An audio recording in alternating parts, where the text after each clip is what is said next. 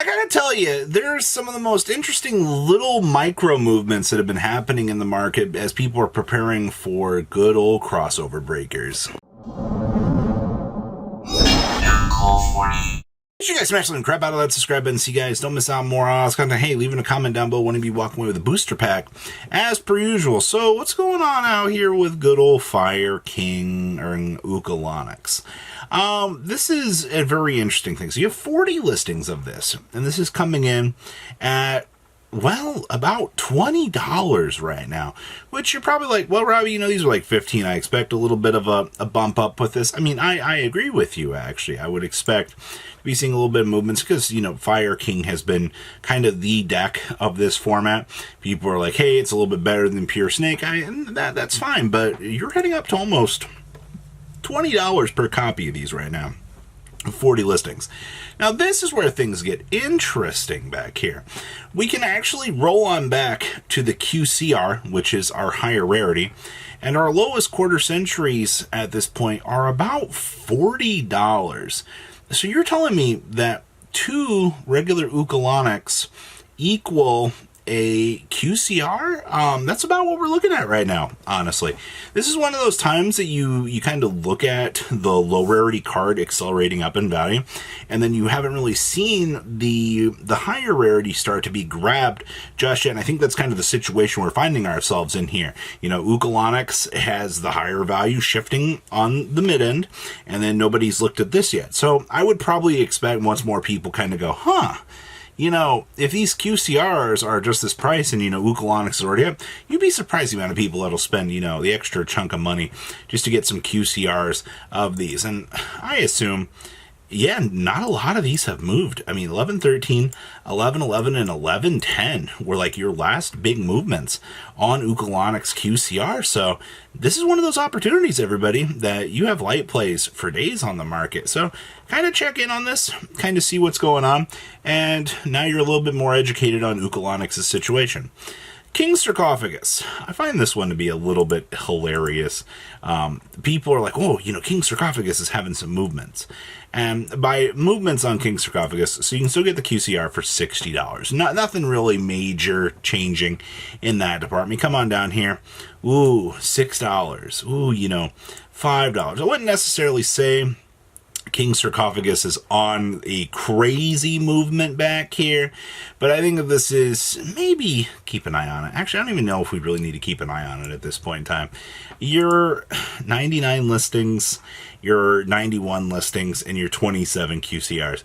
I also don't expect the Horus package in the next couple weeks to go, oh my gosh, this is so needed, you know, we need to run. No, it is gone up a little bit. I mean, you're still at $5 for the mid-rarity section. There's no need to go too crazy with this. Flying Sea. Now, I talked about this last weekend. I still think that Flying Sea is one of the most hilarious things that people could try out here.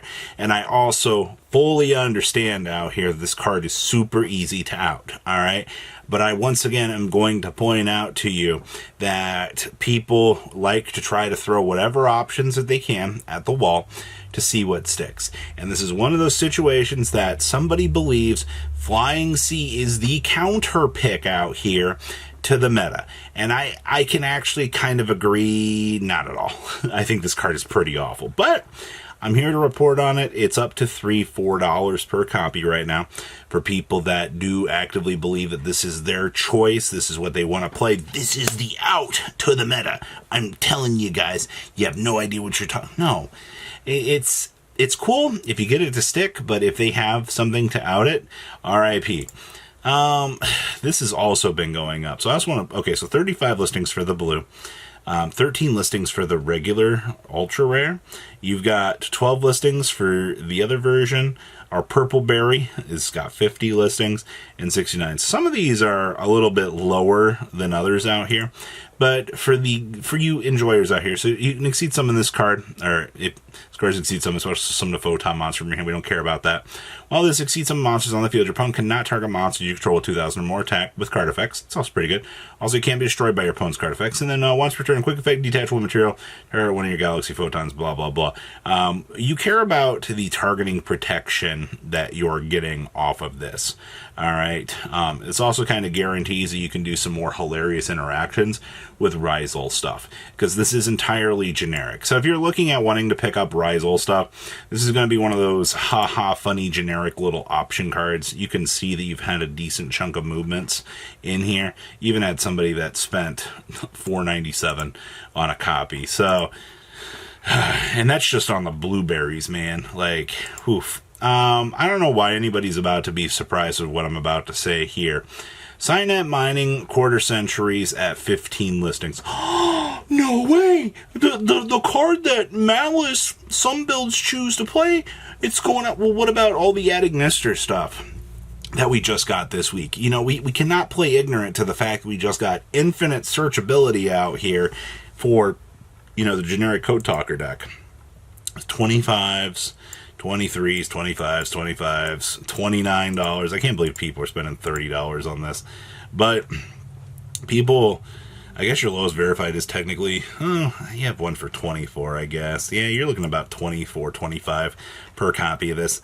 I guess you got to keep this in mind. If you're planning on playing anything here in the future with Malice or with the Ignister stuff, you're going to want to keep an eye on this card.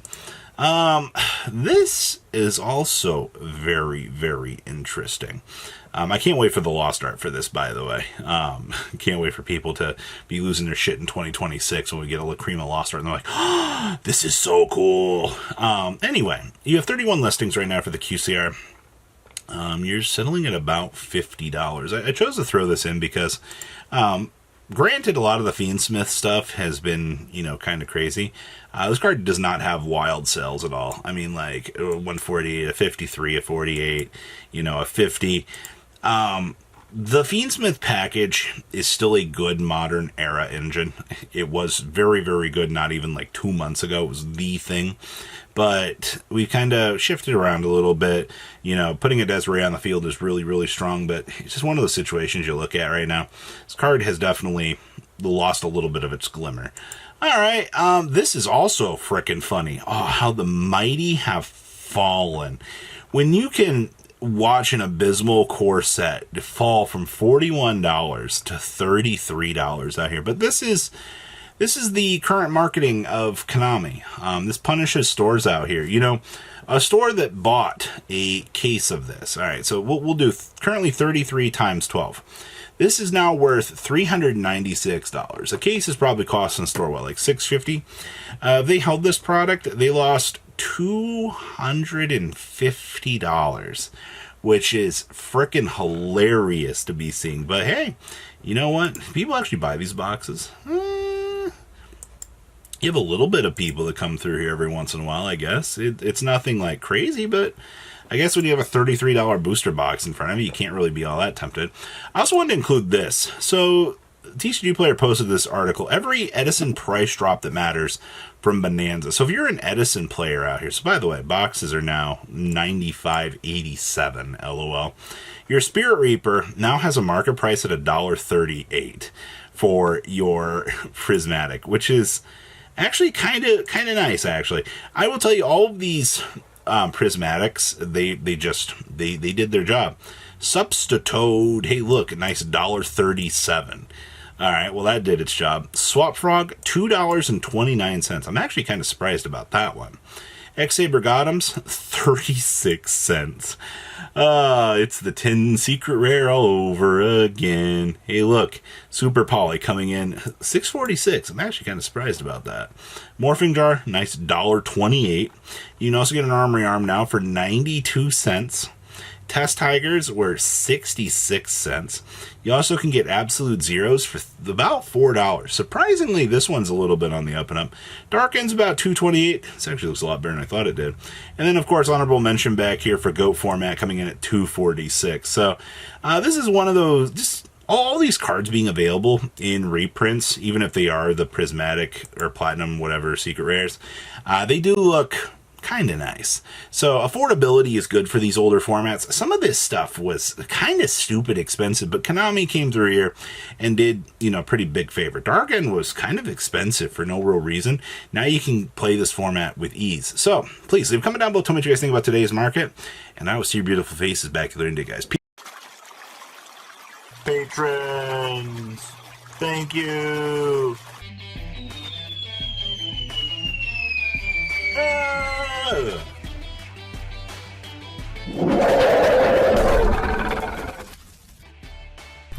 Thank you so much for watching. Check out these other videos.